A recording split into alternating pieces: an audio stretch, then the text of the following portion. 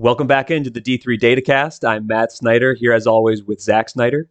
Today we're going to talk about my top 25 ballot. We're going to talk about some of the best teams that the computer rankings like that have not received a vote from the top 25 voters yet. And we're going to do our weekly picks as always. But before we get into that, Zach, we got a D3 championship handbook this week. And what do you think we learned? Well, for the most part, what we learned is what we have been going into the season thinking is the case is correct, where there's no Pool B bids, no real changes to how anything is being administered.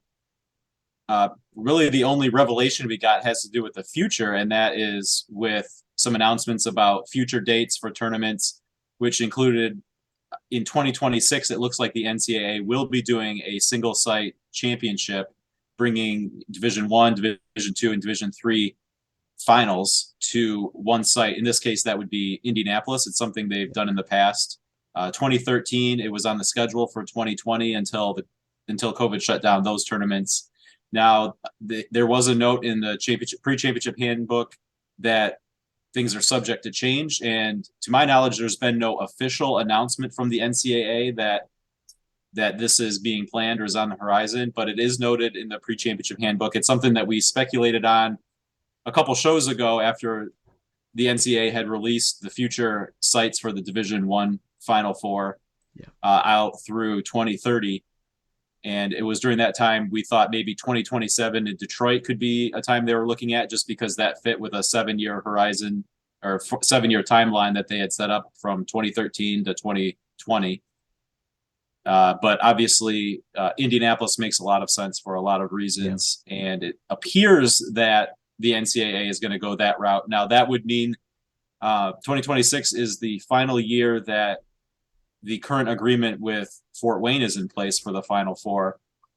And the way that they noted that year in the pre-championship handbook says that the quarterfinals and semifinals would be in Fort Wayne. So similar to what would have happened had the tournament played out in 2020, where 8 teams would be brought to Fort Wayne. Those quarterfinals and semifinal games would have been played, and then just the 2 teams slated to meet in the championship game would have gone on to play at the Final Four at the Division One site. So we'll see what happens after that. 2026 is the last year of Fort Wayne's current agreement. It seems like things have gone well there, and certainly it works in proximity for us. So I think we're hoping to see it continue in Fort Wayne. But yeah, that would be the only interesting thing that I think I got out of the release of the pre-championship handbook. I don't know if there was anything else that jumped out at you. I know that's a special date on your calendar. You're always looking forward to the official release of the pre-championship handbook. So glad you got a chance to celebrate this past week. Yeah, I'm always hoping that there's something in there about them fixing the strength of schedule calculation that they implement. I will say incorrectly. We should do an episode on that sometime for the data nerds out there, maybe after the season. But I think the only thing we got was maybe a doubling down of how they are implementing it. So we can get into that at some point.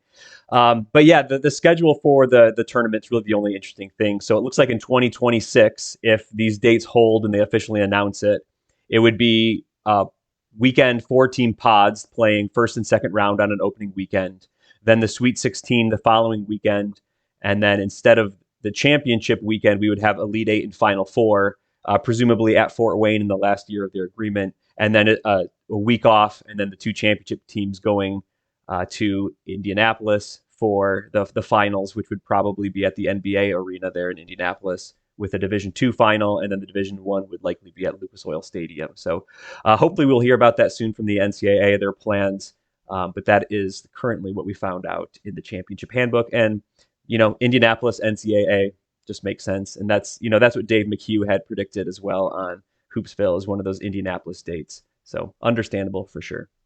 Yeah, it lengthens the overall tournament because the Division III tournament is the one that gets started before the others. So they kind of have to stretch it out a little bit and wait around for Division II and Division I to get to their Final Four championship round. Yeah. But one of the cool things that we saw in 2013 when they did this the first time is for that Sweet 16 round, it gave the opportunity for 8 teams to host instead of having 4 teams go to one of 4 different sites. So that's cool to have more hosts at a later round in the tournament. Cool And then, for the but championship weekend in Fort Wayne, potentially, seeing eight teams be there and see more games. That'd be fun. right. And well, in 2020, when the tournament got canceled, we had our plans to go to Yeah. Fort Wayne because that was an easy drive for us, and then also the chance to be able to go see the final 8 and then the final 4 before just the championship game got sent off to the Division One Final Four was very enticing. But alas, it was not to be. But it looks like in 2026 we'll have that dynamic in play once again. Well, shall we take a look at top 25 ballot? Yes, let's see what you got for this week. All right, taking a look at my top 25 ballot, I'm about to submit to d3hoops.com. The top half or so is relatively unchanged for me. Maybe a big notable difference. UW La Crosse was my previous number 1. They lost to Trine this week, and I dropped them to 4. Otherwise, there's a lot of teams staying in similar spots. Maybe another big difference, Wheaton I had at 12. They lost to Elmhurst in overtime on Saturday, and I dropped them to 20. It was at home. Yeah, they really should have won that game. I think they were up 3 with about 5 seconds left. Didn't foul, and Elmhurst got a 3 to tie, send it to overtime with about 1 second left or so, if I have my facts correct. And man, Wheaton's going to really want to have that one back. Similarly leads to the week before, same arena. Calvin would have liked to have the end of that game back. And but yeah, so Wheaton dropped to 20. They have 2 losses on the season now against good teams. I would say for me, their spot at 20 is a little bit tenuous at this point. But I still think, when you're getting the final 5 or 6 spots at the ballot, there's teams that have some question marks, maybe. And so for me, they're hanging on there at 20. Trine jumps into the poll at 21 with that big win at UW La Crosse. Maybe they would have been higher, except for they had lost to Stevens Point the night before. Everyone in the WIAC is good. So the Stevens Point loss on the road is not bad for Trine, but they're off to a great start, particularly defensively. They look very strong, but that win against La Crosse really puts them on the map. And then maybe a notable team dropping out for me was Nazareth. And the more I was reassessing teams this week, I really just kind of came down to the fact that the only thing kind of keeping them in for me was their win against Oswego State. And that win is just, it's a good win. Oswego State's good. They could maybe work themselves back into the top 25 at some point, but that's not where they are right now. And when I started looking at, hey, Trine's win, Mary Washington's win, some of these other teams just felt like they had a little bit more of a solid resume than Nazareth. So they fell a few spots. It's definitely still in the hunt. After this week, they're still in the mix for me. But for now, I dropped them out as some of these other teams are building stronger resumes at this point. So that's where I am at the top 25. That's kind of how I'm thinking about it right now. Any thoughts or reactions from you, Zach?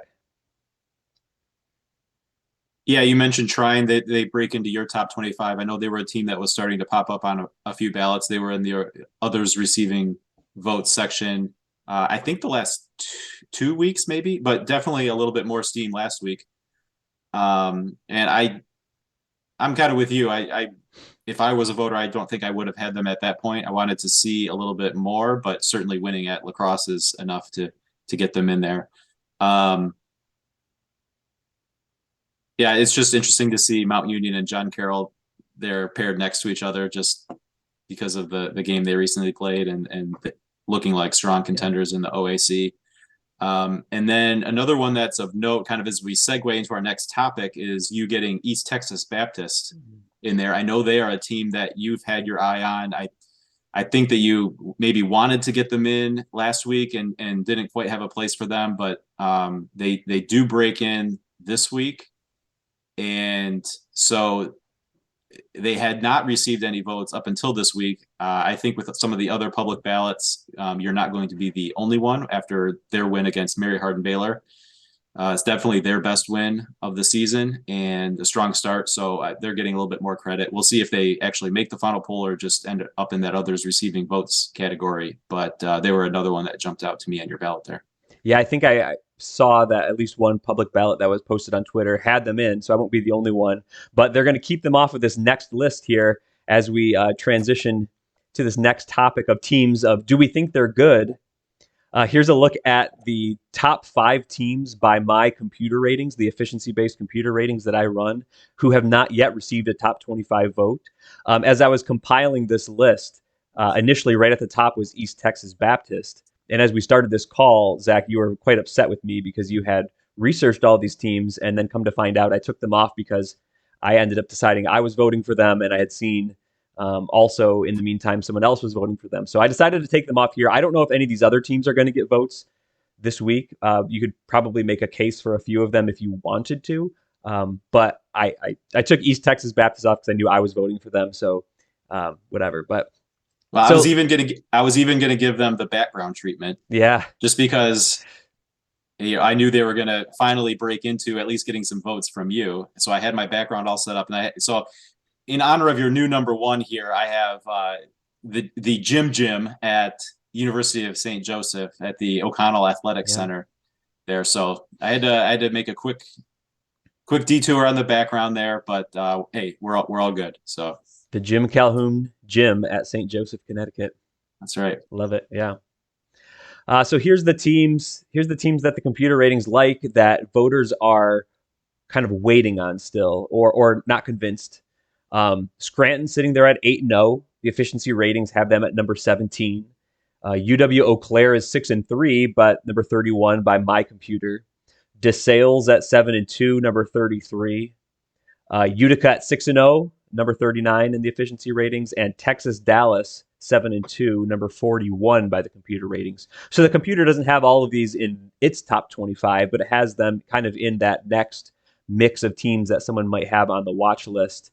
And I'll just keep rolling here, Zach. A few things stick out at me about all these teams, and the way I listed it out here is none of these teams have a top-notch win that they can hang their hat on.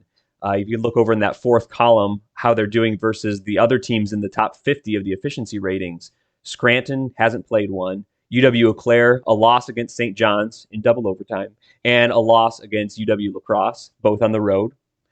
DeSales lost to Swarthmore by 3. Utica hasn't played anyone in the top 50. And Texas Dallas lost to Rochester by 10 and lost to St. Thomas, Texas by 5. So, one or two of those wins for a couple of those teams, maybe they find themselves in, but they've just been on the wrong side of those scores. Some of them have been close.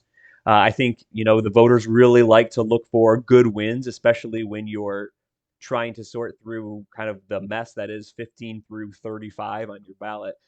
Just teams are so close that not having a top-notch win can really hurt these teams. I know I was talking about Wheaton still hanging in at their number 20.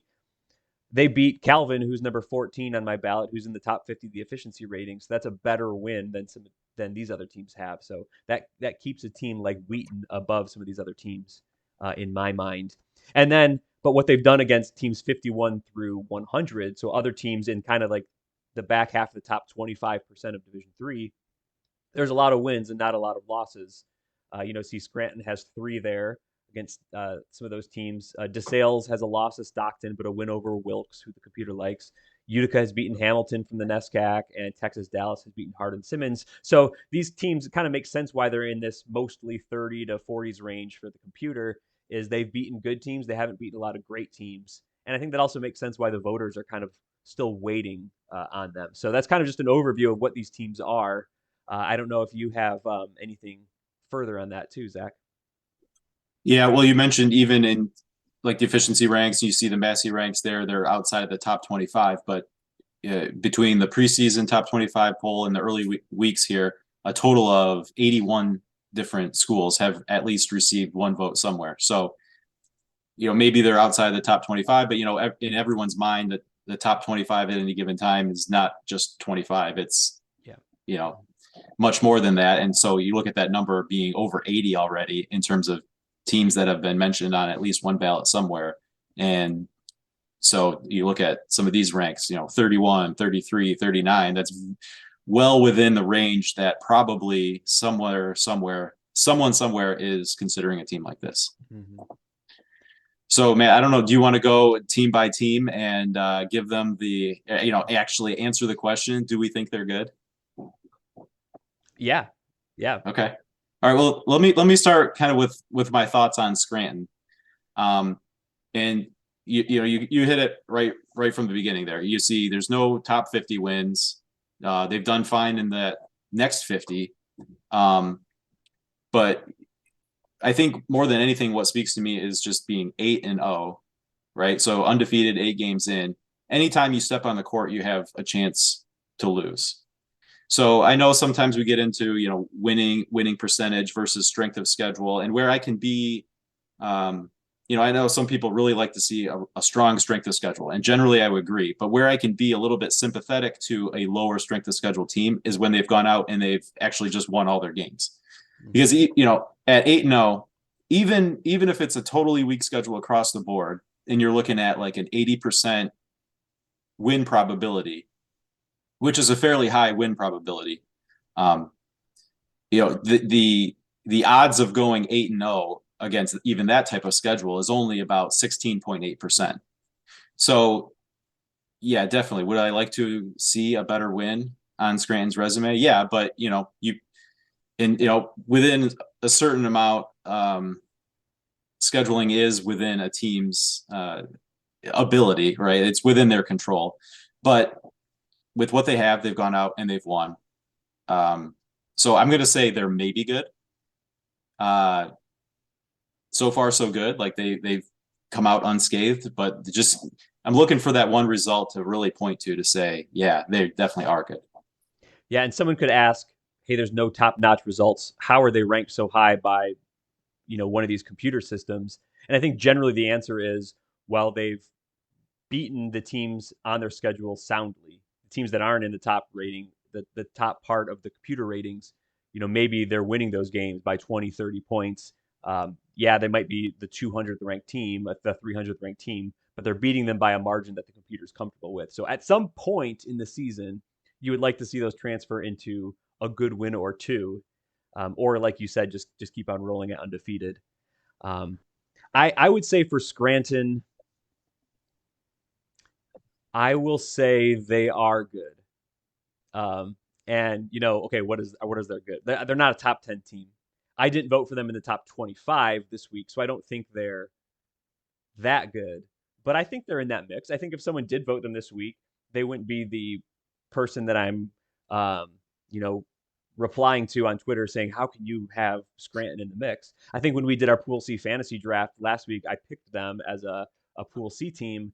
And part of it is because of the way I think their schedule shapes up. I wouldn't be surprised to see them in the tournament. I wouldn't be surprised to see them win their conference. I think they're good. I think if they were on the schedule for most of the back half of my top 25, that'd be a good game. They could maybe win. So I don't think they're a top 25 team. So maybe this would be more in your category of maybe good, but they're definitely a team I'm keeping an eye on. And, yeah, they're good. I'm comfortable with their rating in that 25 to 50 range, which is very tight, right? So we mentioned this on previous episodes. The gap between number 1 and the number 10 kind of in efficiency margin is the same as the gap between 10 and almost 50, and then between like 50 and 115 or something like that are the same gap. So these teams get bunched up very quickly.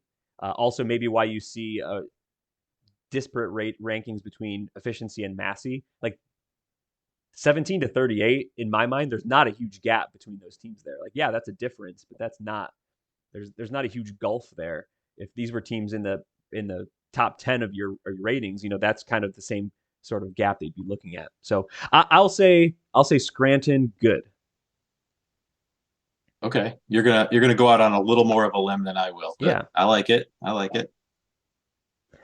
Next was UW Eau Claire. Did you want to make a statement on them? Yeah, this was one. You just looking at their overall resume. They're the only one here that they don't even have a win anywhere. So I'm wondering if they're getting a little bit too much credit because they've had some close losses. So maybe they've outperformed the computer, but it's still a loss. It's they don't have those back half of the top 100 wins to really rely on. Yeah, so their best win by Massey is Wartburg, who I think is like 137th, and they're 3-7. Their only win over a team above 500 is Northwestern Minnesota. So, like like I said, when I feel like the bulk of their rating is based on performing well against good teams and still losing, I can't yet say that they are good. And I have a feeling this one's going to kind of work itself out once you get into WIAC play. And, maybe they end up looking a little bit more like, like Stevens Point was probably a better team than their record looked, but because they were playing the schedule they were, being an underdog every night in the WIAC, it ends up looking kind of ugly. So we'll see what happens. If they can go 500 in league, you say, that's a good team. But right now, maybe they're playing close games against good teams, but they're not winning any of them. So I can't yet say they are good. Yeah, so close losses against good teams are things that voters don't usually like to vote on, right? They might not, you probably won't ding a team for a close road loss against a good team, I should say. Again, I'll go back to the example. I was in the arena. Calvin at Wheaton. Calvin lost that game. It was one possession game. You don't come away with that thinking that Calvin needs to be behind Wheaton, right? Like they could be even, or even Calvin could be slightly ahead. So here, Eau Claire against St. John's, that's an overtime road loss. Against La Crosse, 7 points on the road. Voters are going to look at that and say, okay, yeah, but show me the wins. The computer is going to look at that and say, yeah, but those are data points. And those are data points that are going to peg where I think their quality is. And I value those data points highly myself. I would like to see more results in the top 100, but I think Eau Claire, I would say, is good as well. I will say Eau Claire is good. I think they might finish third in the WIAC. It's going to be either them or Platteville in my mind, as the kind of the third and fourth teams. I think they're both in the top half of that conference. I wouldn't be surprised to see it go, La Crosse, Oshkosh in some order, and then Eau Claire third. But yeah, that opinion would be based a lot on they could hang with La Crosse on the road. They could hang with St. John's on the road. Therefore, I think by the end of the season, they may be the third best team in the WIAC, in which case is good. But I could see that that's a little bit fuzzy, right? Yeah. And we should probably also take a minute to say, as people have listened to previous episodes, we've kind of defined good as top 100 because that's kind of the top quartile. So when we're talking about good here, we're really talking about maybe good contenders for a top 25 vote. So a little bit different than maybe how we've previously loosely defined good. Depending how you're having the conversation, a good team could be, are they in the conversation for the top 10? A good team could be, are they in the conversation for the top 25? A good team could be anyone in the top 100. Or, more generally, a good team could be anyone who's in the top half of Division 3. Are you above average, right? Right. We're obviously much beyond the above average portion in this conversation. So I'm not really defining it in my mind for right now, but it's probably, are they in a top 25 conversation? And that's kind of what I'm calling as, are they good? But that's very hand wavy. All right, DeSales. So this is another one where they've fared well in their toughest games, but have come up on the wrong side of them. A pair of 3-point losses, one of them being in overtime, the Stockton game, also lost to Swarthmore by 3. I'd like to see some better wins, but this is one I'm willing to go a little bit further on and say probably good. Okay. Interesting. I was going to go more of a maybe good on DeSales. And to me, outside, they have the loss to Swarthmore. They have the loss to Stockton. Other than that, I don't see they beat Wilkes, who my computer likes. Other than that, like if you look at Massey ratings, they've played a lot of teams just in the 300s. So you on one hand you could look up DeSales and say, wow, they've got a couple of maybe close losses to some teams in the conversation, but then they really haven't played a whole lot besides that. So I'm a little bit more wait and see actually on DeSales than I was for Scranton and Eau Claire. So I'm going to say maybe good on DeSales. Fair enough. How are you feeling about Utica? Utica is maybe my first team that I would say not good on. And again, that like Utica's good. Utica's a good team, but Right. They meet our previous definition of generally good. I think they're generally a good team. Although I'm looking at, oh, sorry, accidentally Well, went. I'll jump in here and say so. Utica is definitely the lowest on the list of the five here. I was playing around with some Massey game simulations, and Utica would be an underdog in a neutral court game against every other team on this list. Okay. So I feel like they're a solid number 5 out of 5 on this list. So like I'm not going to say they're not good, but I don't think there is enough here that we can yet say they are good. Yeah, sorry for the pause. I just had a mini heart attack. I pulled up Utica's Massey page and they were like 200 something, and I accidentally had clicked on my women's basketball link, not my men's basketball link. So yeah, Utica is where I have them on the screen, but I agree with you. I think there's very few results. There's the Hamilton win by 6 on the road. That's a fine win, but kind of like I was saying a little bit with DeSales, there's just a lot of 20 to 30 point wins against teams that are in the bottom 25% of Division 3. And the computer will look at those wins and say, yeah, if you're good, you beat those teams by 30 points or whatever they did. And so the computer is fine ranking them there, but they don't have anything else in their range to really solidify that ranking in my mind. And that's probably a little bit of a reason for the gap for them, a few spots between the efficiency ratings and the Massey ratings. Massey values more highly weighted games between teams that are relatively evenly matched. Utica has just fewer of those games overall than some of these other teams. So even though they're 6-0, there's really not a lot of quality on that schedule at this point. So the jury's out. It's maybe wait and see, but for now, I'm saying maybe not good. And in that, I mean, I'm not considering them for a top 25 spot right now.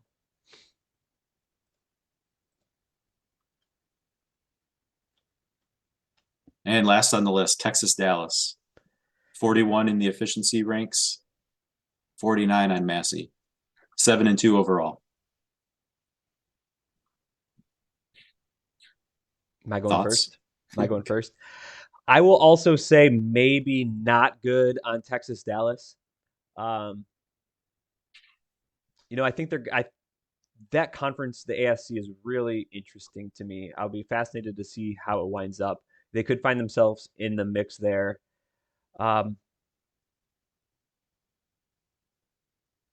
but I don't think that, you know, I don't think that Texas Dallas has shown me enough to think that they're in that really strongly in that mix of those top 25 to 50 teams, or sorry, in that 25 to 50 range of where I might have them on my ballot. That I really would be strongly considering them for a top 25-ish conversation. So yeah, they're at 41 in efficiency, 49 in Massey. That's right around the fringes of what I would consider good or not good. And I think for Texas Dallas, I need to see more results into the conference. I need to see them. They had a good win against Hardin-Simmons, but I need to see them play. Mary Hardin-Baylor. I need to see them play. They already played St. Thomas, Texas. They lost East Texas Baptist. I want to see these games once they're in conference play and see how they fare in those. Yeah, I had similar thoughts. Just in my notes, I noted that they don't have any bad losses, but I would imagine you are the top 25 voter of the pair of us, that a top 25 voter would want to see a deeper resume, some more highlights before they were really being considered for a top 25 vote. But they meet our previous general definition for good. Yeah. It's just to get to that next level where you're at least on a watch list for a top 25. They need to have something else there. Yeah.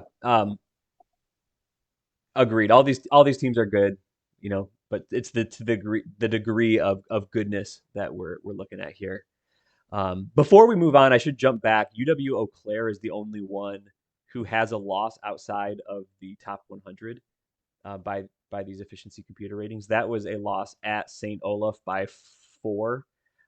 St. Olaf is not in the efficiency ratings top 100. They are in the Massey ratings top 100. So they're kind of on the fringes here. It's not a loss that would be inconsistent with some of the other results.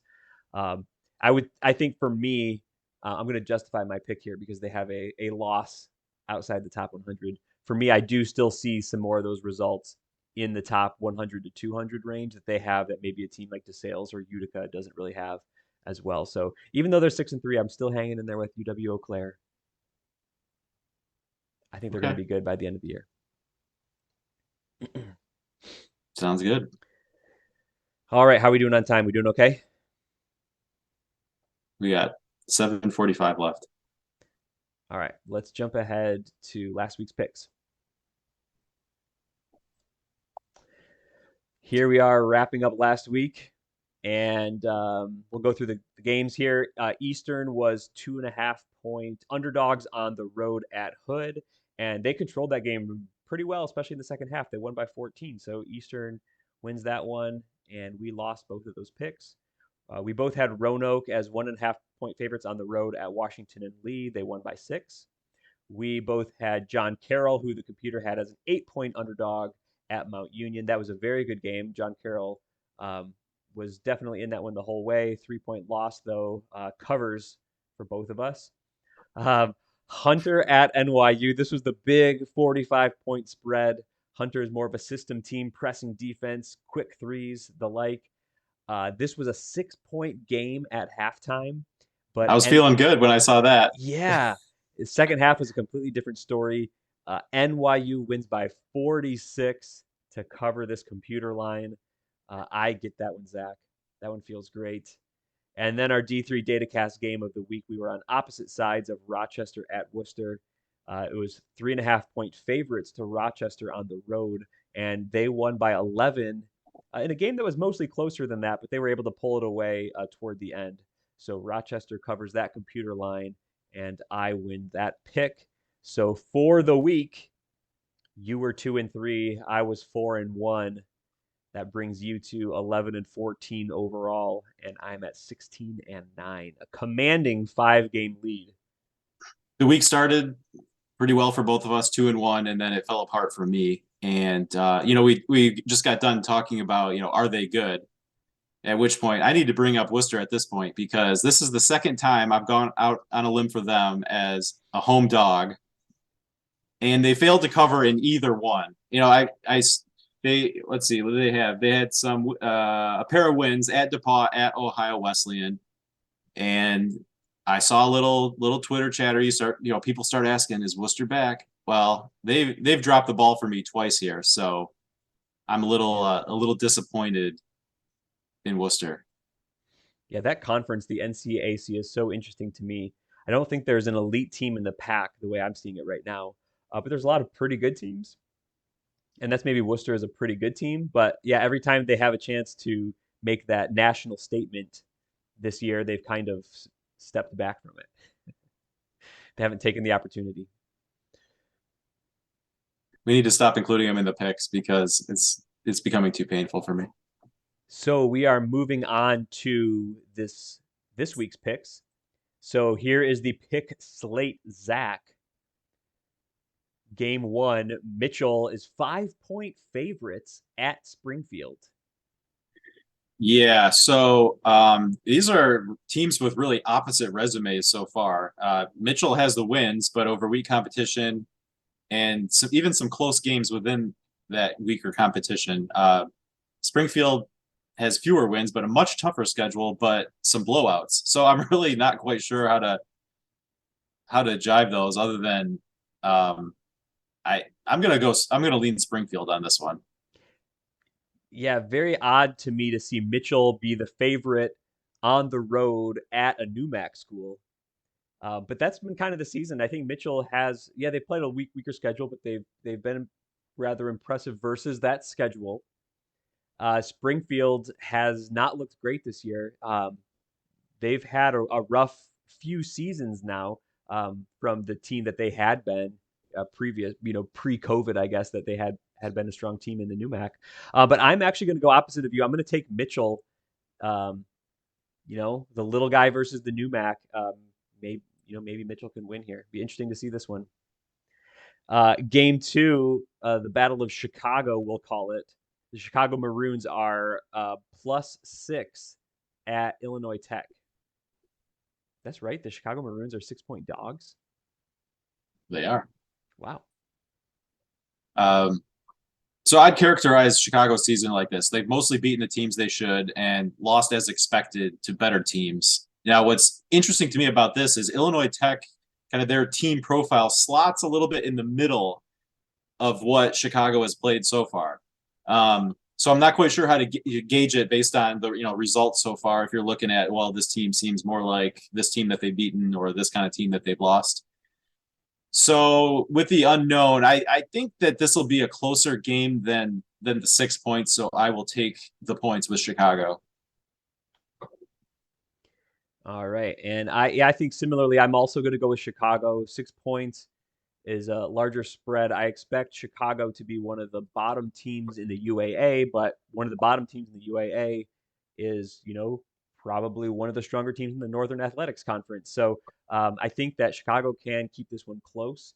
We've seen Illinois Tech play close games against good teams. They played a very close game against our Calvin Knights.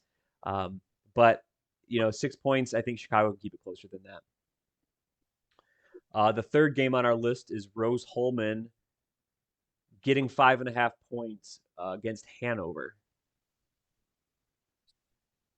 Here I looked at Hanover's win over Hope. That stands out more than anything that Rose-Hulman has achieved so far. So add in home court, and I'm comfortable with the point spread here. So I will go Hanover. Yeah, in this conference battle, I'm definitely leaning towards Hanover in the HCAC, and I think 5 points isn't going to be quite large enough in this one, so I will also take Hanover. Speaking of Hope, Hope is 2.5-point favorites on the road at Wittenberg. Zach, who do you like? Yeah, this one was a dead even pick'em earlier in the week when we were looking at games for the slate, and then as the week's results came in, Hope picked up a big win at Platteville, and this shifted to a 2.5-point Hope favorite here. I definitely liked Hope as the pick'em, but I will stick with them laying the 2.5 on the road. Yeah, I'm going to pick Hope as well. They've been a team I've had difficulty pegging in the early season, the preseason ballot. I had them as the 25th ranked team on my ballot. I was very comfortable coming into the season with them as the top team in the MIAA. It hasn't really looked like that.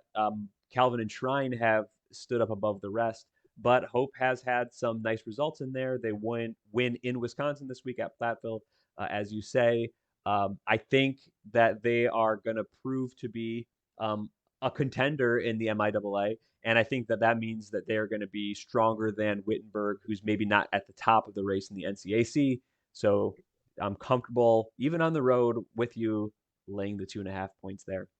Yep. You should note they've had some injury issues that True are going to continue to be something they have to work through for the next few weeks at least. But yep. So not quite the roster out on the court that we were expecting, as they were getting some top 25 consideration coming into the year. But hey, when you're winning games at Platteville, that says something. So maybe they've got enough figured out for the time being. Yeah, that was a good win. And then this week's D3 Datacast game of the week, Hampden-Sydney getting 8 points at Christopher Newport. Yeah, I think right around 8 or 9 points is right about right. So I didn't really have a strong leaning one way or another. But I look at Christopher Newport being at home. They're one of the top teams coming into the season that's really lived up, or at least not faltered. So I'll go with the Christopher Newport side on this pick. Yeah, I've watched a couple of Christopher Newport games this year. They're very impressive. I'm voting them second, I think, in my ballot. I think they're very good. I'm probably going to win this game, but I'm actually going to pick Hampden-Sydney against that 8-point computer line. I'm really interested to see what Hampden-Sydney comes up with this year. Um, the computer really likes them. I think this 8-point margin on the road is a fairly strong one. I'm interested to see. I'm picking this one almost more out of interest to see that they can do it rather than a prediction. I want to see if they're going to be a major player in the ODAC right now and see if they can kind of justify that computer rating. So I'm looking for Hampden-Sydney to keep this one close with Christopher Newport. Sometimes teams have been able to stay with Christopher Newport for a half and then sort of dropped off. And I think maybe Hampden-Sydney is going to be able to pull that one within a possession or two all the way to the end. So I hope everyone has been enjoying playing along with us at home. I know there's been some picks down below in the comment section. If you've been posting in the comment section, let us know how you've been doing if you've been keeping track. So if anyone's been beating me or Zach or both of us, let us know. That will bring us to Upset Watch, I think. It will. I remembered it this week. So this week's Upset Watch, I'm not super comfortable with. Well, I'm comfortable with us being it a watch. It's Upset Watch, right? I don't think it's super likely to happen, though. UW Oshkosh at Ripon coming up on the 17th. Both these schools out in Wisconsin. The computer ratings, both my computer ratings and Massey computer ratings, like Oshkosh quite a bit by more than 2 possessions. My efficiency ratings likes Oshkosh by 6.5. Massey likes them by 8. That's kind of like an 85%-ish chance win for Oshkosh. So it was tough for me to find a good game this week. I think this is one to watch. I wouldn't be completely shocked if this is a possession or two in the last minute and a game that Ripon has a chance to close out. Wouldn't be completely blown over if Ripon wins. I think Oshkosh is going to be a favorite here, a fairly strong favorite, but something to maybe keep an eye on this week between a ranked team and an unranked team. So a couple teams avoid falling victim to the upset watch, and suddenly you're going on and on about how you're not comfortable with this week's upset watch pick, huh? Well, fortunately, neither of these teams are in the NESCAC, and maybe we just True. figured out that NESCAC is immune because both Williams and Middlebury had no problem being on upset watch, but every non-NESCAC team on upset watch has fallen victim. So, maybe Oshkosh can break that curse if that exists. Some of that New England witchcraft is stronger than the D3 Datacast curse. Yeah, for sure. All right, mailbag. Mail time! Do you have the mailbag questions here for us, Zach? I do. First one comes from Jed, who got the mailbag question in early this week, which was awesome because then we can prepare them ahead of time. Thanks, Jed. If you would like to submit something for next week's mailbag, you can leave a comment on YouTube, or you can find us on social media, on Twitter at D3Datacast or Facebook at facebook.com/D3Datacast. Leave a message any of those places. We'll find it. You can also send us a direct message on Twitter. If you'd like to remain anonymous, you can send us a question that way. No one will ever see it. And you can let us know that you'd prefer to remain anonymous. So getting to mailbag question number 1 here from Jed. I'm curious how you handle top 25 voting throughout December when teams in some conferences go a few weeks between games for final exams and the holidays. How firmly are those teams stuck in their spots? This is a great question. This is one that I think about kind of all the time during my process because I don't really want my process to be even week to week. A team is stuck in their spot and they have to kind of lose, or a team kind of behind them has to win necessarily. I want to some degree, to whatever degree it's feasible, approach every week with fresh eyes and think, who do I think is number 1? Who do I think is number 2? Who do I think is number 3? Now, obviously, there's some consistency from that from week to week. So kind of how I would approach this is that when a team's not playing, my perception of them, my direct perception of them is relatively frozen. So Calvin didn't play this week. So my perception of Calvin is what I saw for them in the Wheaton game and the Stevens Point game before that and the Oshkosh game before that. And my perception is sort of relatively frozen.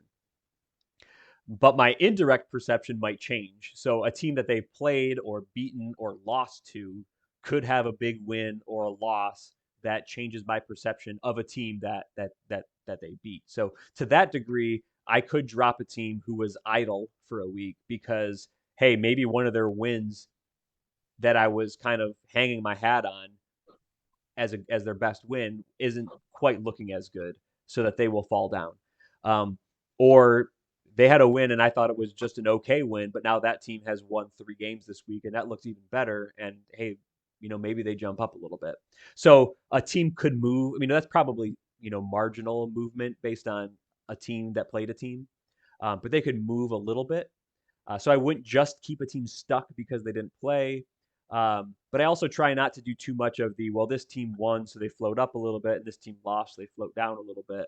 I try to just come back to the fact of these are the 25 best teams in order, and then kind of double check myself with do I think this team would beat on a neutral court the next couple of teams, and just make sure that my assessment of those teams is consistent throughout my process. So I do always have to think about that when I'm going week to week on my ballot. I don't just want this to be teams floating up the ratings because they beat the number 300th team in the country, or they lost to the number 1 team, so they have to fall, right? That doesn't necessarily need to happen. So I would say, to answer your question, Jed, sorry for the long spiel, probably they're fairly stuck, or at least my perception of them is fairly stuck. Things could happen around them that of no fault of their own, that they could, drop down probably a couple of spots or rise up a couple of spots. Or a team that they played could have something drastically shift in the week, and that might affect my perception of them. So some things I might think about a team who didn't play that might affect my rating of them.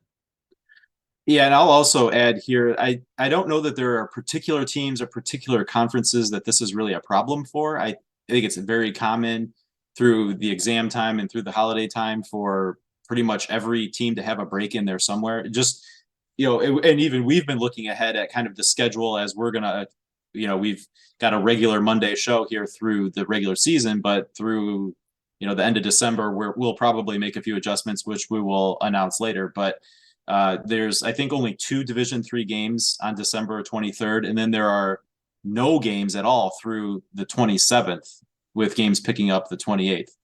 So I don't know that there's really any particular teams or particular conferences that would get penalized by this kind of dynamic, because it's fairly common just across Division III, as you noted. Teams are going through final exams, and so game schedules tend to be a little bit lighter through that, and then teams take some time off for holidays. So I don't think that there's unequal weighting in maybe how this would impact any teams.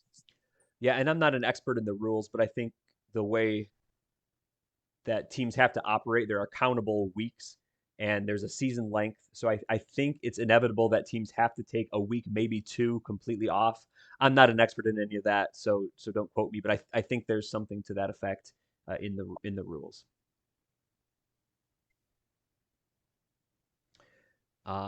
We'll jump to the next one. So number 2 comes from John Gleich, who, Matt, I know you had a chance to meet at that game at Wheaton. Friend of the show, John Gleich, yeah. Yes, and Division III national champion at UW Stevens Point. John's question: have you ever done any analysis on your efficiency ratings or Massey's? Specifically, how often the computer prediction is correct versus incorrect? And one layer deeper, is there any particular factor that helps teams against the computer spread? Deeper question is much more difficult and impossible to answer, I think, but it would be neat to see if there are any correlations: offensive rating, ranking, defensive rating or ranking, SOS, delta between any of those factors. So, Matt, I expect that having received John's question here, you've done a thorough deep dive analysis into everything, and you have no doubt a satisfactory answer for us. So hit us with it, please. I've only done small anecdotal sort of, not really studies, but occasionally I'll pick a day if I happen to be at home all day, and I'll look at a certain subsection of games, like, hey, there's 16 games of top 25 teams today, and I'll look at those spreads. I haven't found anything major I haven't done a big enough study. So the answer is no. I have not done an analysis on it. I would love for someone to do it. I've thought about doing it several times for myself, and I keep coming back to, man, that would take a lot of time that I don't really have.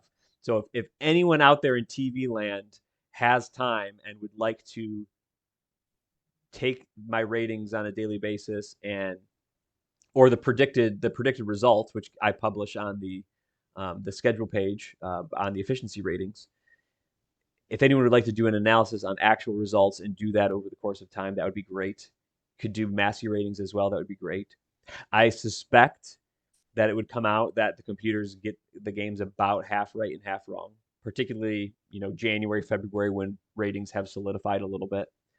And I would suspect that between my ratings and Massey ratings, they're pretty similar. I don't know.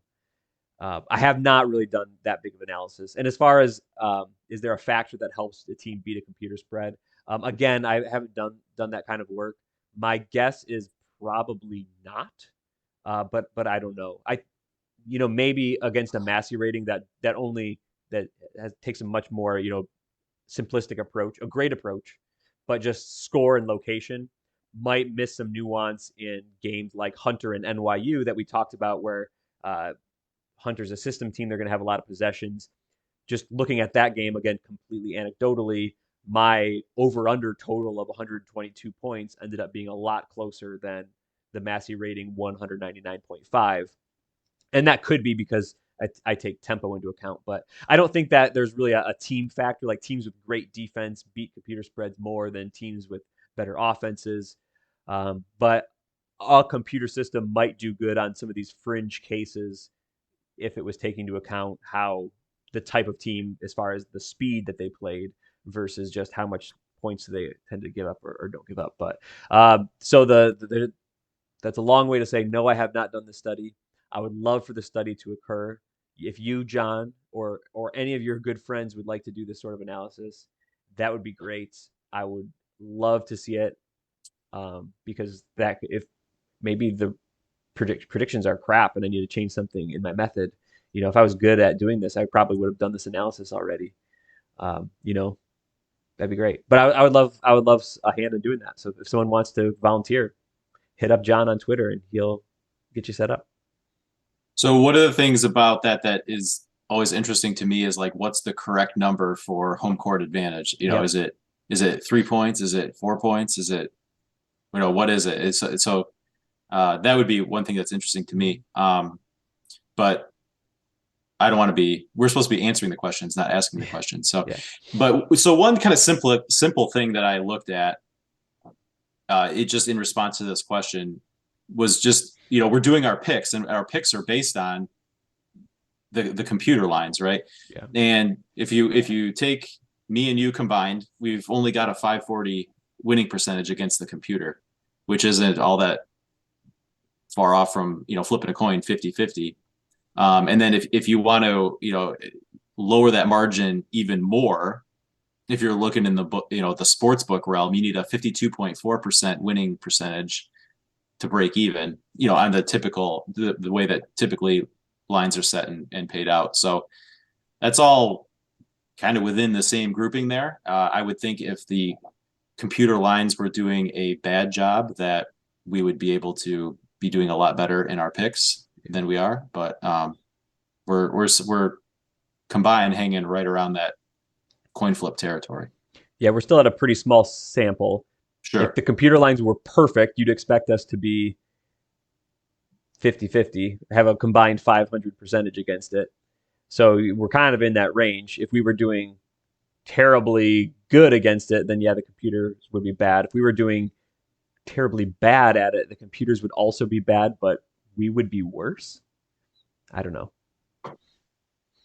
Something to think about. Thanks for the question, John. Appreciate that. Moving on.